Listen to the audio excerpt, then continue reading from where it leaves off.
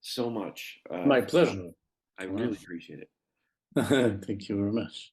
The Balcony is a fascinating film. It really is something I've never seen anything quite like it. It's really something amazing. Thank you very Um, much. well, it's true as well. Where did you get the idea for a film like this? Just coming from nothing, because after my previous film, you have no idea how much I love you, which was about psychotherapy. The truth is that I didn't have a new idea for the next project, and I was a bit depressed, and I was quite a lot of time. So sometimes I was sitting on a balcony and having coffee and watching the world around, and I realized that I'm eavesdropping people, and I'm watching them, and I had from them like small scratches from of the dialogues and some special behaviors. Somebody was quarreling with somebody on the phone, and somebody was walking with his dog, and small pieces of reality. So I started to think that maybe the balcony will save me from having no idea for the new film, and I will can add. If I add, the question was, if I add the my camera to the balcony which I had before, and to my neighbors or passers-by that I watched every day by my using my own eyes, so maybe it will be a film at the end. Mm. It was an experiment. I didn't know that it would work, especially if the distance between me and them is like 5 meters. But it was done before COVID.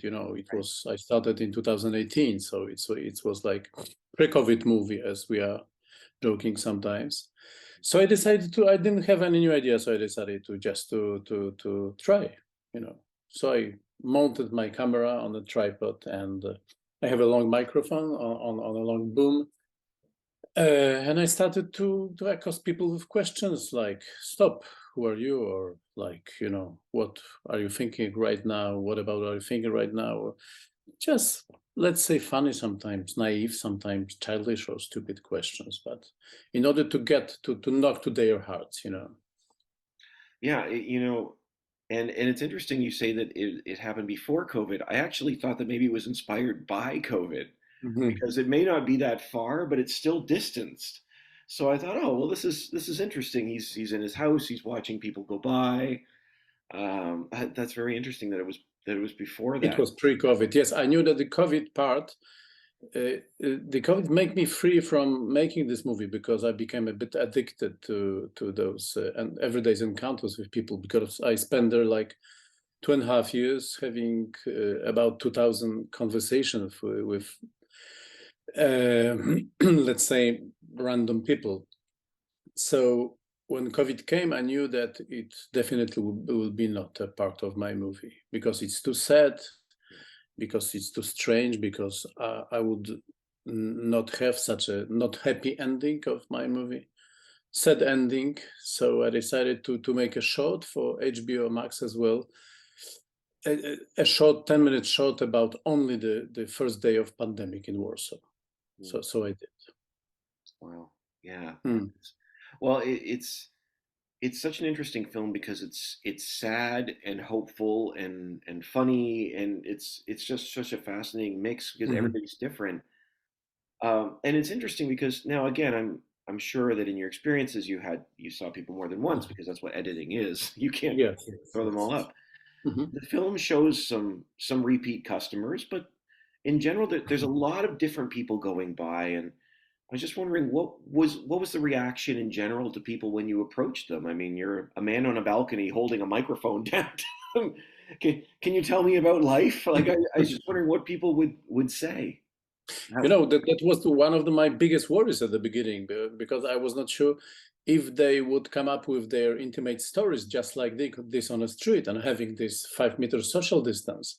Because normally I'm using a lot of close-ups in my film. At that time, I have only the white shots, but at the end, it occurred that these um, distance was created a space of liberty for them, because Mm, they could enter my frame, and they could leave my frame anytime they wanted to. So without having the feeling that they are, for example, rude for me, saying, I will not talk to you today, as, for example, Miss Jadwiga mm, was saying. So I'm always trying to start with shooting, and then I'm writing a script. mm, So when I started, I was not sure if it would work, but after a couple of days, where they, let's say, get habituated to me, a strange guy, let's say, a neighbor standing on a balcony, not a filmmaker. I was a kind of private person completely. I took care of it, that I'm not, let's say, director with other films that I made. It was like my first film, I'm trying to make a film because why not? mm, And I realized that people sometimes were so packed, so fully packed with their emotions. So they have a very big internal pressure of saying something, even to, or especially to the stranger, because sometimes we don't have a place to or people to speak, even, or especially in our families, the places they should be the best place for conversations. Sometimes they are not. So sometimes it's better to speak with a stranger, like a stranger in a train, that you will leave the train next stop and you will never see this man afterwards. So you can say anything you want to him. So I was such a figure. I started to be up a couple of weeks or months of shootings. On shooting, I started to be a character like this, strange guy, but still for them like a created kind of secular confessional. Every day they could come, and there are people who are coming back and telling me what is happening in their lives. That was also written in a script, because it was very, very fundamental for me, because I know that the spectator has to build a bond between him and the protagonist. So if I had the my protagonist only once in my frame, I knew that it would not work at all. That's why I was waiting for example, for our caretaker or janitor, Miss Zosia, or Pani Jadwiga, or Mr. Robert, the guy from the prison. I was waiting for them. And rule number 2, let's say, it was that I'm not calling my friends. I'm not making audition in another places. I'm not asking people to come under my camera, but I'm just waiting, sometimes for hours, days and nights. Yes, and the rule number 1 was that I'm not changing my frame. mm, I broke it a bit, because the first, at the beginning, I was sure that I will fix my camera and I would use only 2 different lenses, like 28 and 35 millimeter lens.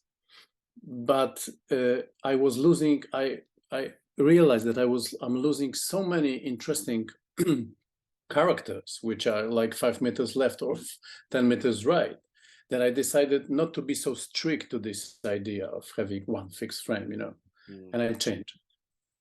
Well, it amazes me, like just watching the film. I'm just Mhm. like you mentioned about people being willing to share their stories. I thought if it were me, my first impulse would be like, well, thanks very much. You, you never know. Yeah. Maybe it will be your day that you will have to share your story with somebody. That's You don't absolutely a know. fair point. You know. Absolutely fair. Um, but it is remarkable the honesty that you get, and some people are more than others. You get Mhm. stories like you said of the men from prison. You've got people say, well, this is just me, and I Yeah. do this, and there's the woman with the Mhm. toy, and but the line, I think one of the lines I love is there's always a story. Yes. Um, True. But another part that I thought I just adored. You're speaking with a woman, and she says, "I need." And I think it's you that, well, it would be you that says, "I need a hero for my film." And they said, "Oh, I doubt it's me." So But at the same time, she became the hero, yes. because she's answering the question. So it's tricky. So Well, anybody therein can lies the be question. a hero, a protagonist of the movie. But Anybody can. I'm sorry. Go ahead. But yeah, anybody can be a protagonist of the film. But some of them are for like 20 minutes, or some of them are just for 15 seconds, but they are. Yes. Yeah, it's fascinating to me. So, with that being said, I was wondering from your perspective, what does it mean to be a hero in the film, whether You it's know, 15 seconds or 20 minutes? you are asking about what is the difference between a 15-second hero or and 15-minute hero? Not necessarily. No. I guess I'm wondering about what the word means to you because it's Mm. used so you used it so beautifully there. I'm just wondering how you think of that term. And at the beginning of the shooting, it was true that I was looking for a protagonist, and I was thinking that maybe the first 15 minutes will be at the balcony. There will be a story about the director who is looking for the best protagonist. And after 50 minutes, he finally has somebody, like, for example, this guy who just left the prison, Robert, and he will follow him. Director will follow him in a normal way. The camera will go down on the street level, and I will follow him, make a film about. Oh, so I was, because it was my kind of alibi, or kind, because I was still worried that it will not be a film, Mm.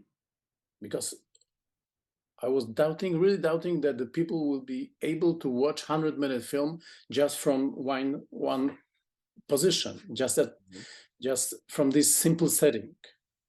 So I was like double checking. Maybe it will be a film about a film director who is having this crazy idea and then he's changing his mind or something. But finally and hopefully it's working. It's working because I met such a lot of fantastic people, fantastic protagonists. And they were so open, they were so brave to share the stories. And at the same time, people are are they are need to be noticed, not to be need to be heard, not doesn't want to be just people from the crowd, So that's why they decided to speak with me, because they were like, it was something unusual for them that the guy is asking, tell me what's your story, what is your story? Some just like this on the street. Mm. So of course, I could make a lot of films, different editing, different rough cuts from the material, because the material was very, very rich. And I could make a film only about, for example, the janitor, only about Robert, or only about young ladies with children, newborn babies, because I had a lot of this. I have a lot of homeless people, more than 10 in my material, but I decided to focus only on Robert, Mm. So, so finally, the editing process took us a year. I was working with two talented guys, Piasek and Wójcik. They have a kind of team. They're working together, which is a bit unusual for editors. They're working as a pair of editors, and they helped me a lot with choosing the right material and putting it in the right order. It was not so easy, because what kept me on the balcony was this curiosity: who will be next appearing my frame? Who will be next, man or woman? What is his or her story? Why, what, and a lot of questions. So I wanted this curiosity, transfer this curiosity to the spectators. Yeah, it feels like a cast of characters, Hmm. and I confession, I went into the film blind. Like Mhm. I had not read the notes Great. beforehand. Yeah, Great. so Great. I at first Mhm. I was at first as I was watching it, I was like, well, wait a second here. Now, okay, now so we're gonna follow them now. Like you said, Yeah. we're bringing the camera Yeah. down. I thought, okay, well, this is what. But as more and more people coming, Mhm. I hadn't realized before we started that he was even a documentary. So I'm like, wow, this is unbelievable. Um, and it just sort of it opens up the conversation in this beautiful, beautiful way. Hmm. Um, and I really, to me, it's one of these films that um, speaks about a lot of things by sharing a lot of stories. Hmm. And I love at the end of the film, one of the older women says that life is meaning. Yes, Um, I like this answer as well. yeah, because if it has no meaning, why life? I think she says. And I was just wondering, do you agree with that statement? And what gives it meaning to you? I think this is my statement as well. She was in a completely different position because she was very, very old, and she died a couple of months afterwards. Wow. Yeah. So, but I can understand that each new day is something good, you know. Of course, we are asking ourselves every day the same question: what is the meaning of our life? Why we are getting out from our bed all in the morning? Yes, we are asking this question without doing it. It just, but we have to answer to ourselves every day the same question. So I guess I'm very close to the answer of old lady Anna. Her name was Anna. The life is meaning, yeah, of course. Mm, And this is the most precious thing that we have in our life at the same time. So yes, this is a film about kind of stream of life flowing under my balcony. But I definitely could fix my camera elsewhere, not on the balcony in Warsaw or another district of Warsaw. Could be in Paris or in Berlin, or I think it's quite universal, you know, because we are very equal as a human being, and we have lots of common. We are all sometimes very happy or unhappy or grieving, aging, you know, and having problems and having hopes in love or divorcing. God, it's such a universal spectrum of themes that we had just put in this film. mm. Well, as you said, there's Mm. always a story. There is Um, always a story. Yes, true. I know we're starting to run out of time, Pavel, but Yeah. I'm just wondering, was there anything in particular you learned from this experience, you yourself? I mean, sitting there, hearing all of these, Mm. engaging your I neighbors. was standing. I was standing all the time, not Oh, you're sitting. standing. Oh, Ah, sorry. yes, yes. In order to watch everything properly, you know, you cannot sit because you are at work, you know. So it's much better to have this stand-up position. You know, I learned that simple and easy things, but I learned, but because I went through it, that's what I said, that we are so equal, you know, that we have a lot of common. So almost each of the story could be a mirror for me, that I can see myself in other people. You know, that's we created kind of I created a lot of bonds with people. I can meet them on the street right now, and we have a lot of discussions. And they are telling me like the sequels of their story right now, even without the camera, you know. Mm, And sometimes the people are coming under my balcony right now because the film is quite popular in Poland. It was shown in HBO Max and in the cinemas. So they are coming just to make a selfie, you know, with the balcony without me. Sometimes I see it from my window here. It's such a crazy thing. just people taking pictures with Yes. the balcony. Yes. That's amazing. It's because there's one take that we see the name of the street. It's a corner, Katowicka and Walecznik Street. So they Google it and they are, you know, thinking. I met a guy, you know, one day, and he just asked me to come out to open the window and to go out to the balcony. And he said he watched the film with his girlfriend, and he promised her. They liked the film very much. He promised her to find a place. Wow. Mm, yes. And at the end, he said, "You bring me back my confidence to the people." Wow. Yeah. So it was so wow, you know. So I was like completely like shivers on my back, you know. Boom. It's kind of the best compliment I could ever have. Yeah. Wow. Yeah. Mm, It's amazing. yes. It is truly fascinating. It's a wonderful film, Pavel. Thank you so much for chatting Yeah. with me. Thank you very much, Tim. Thank you. Thank you for. It was very nice to meet you. Very nice to meet you. You are well prepared to the Christmas right now. Thank you. Yes. Yes. I appreciate it, and I appreciate the chance to chat with you about Mm. it. So thank you so much. Don't worry, like you never stopped.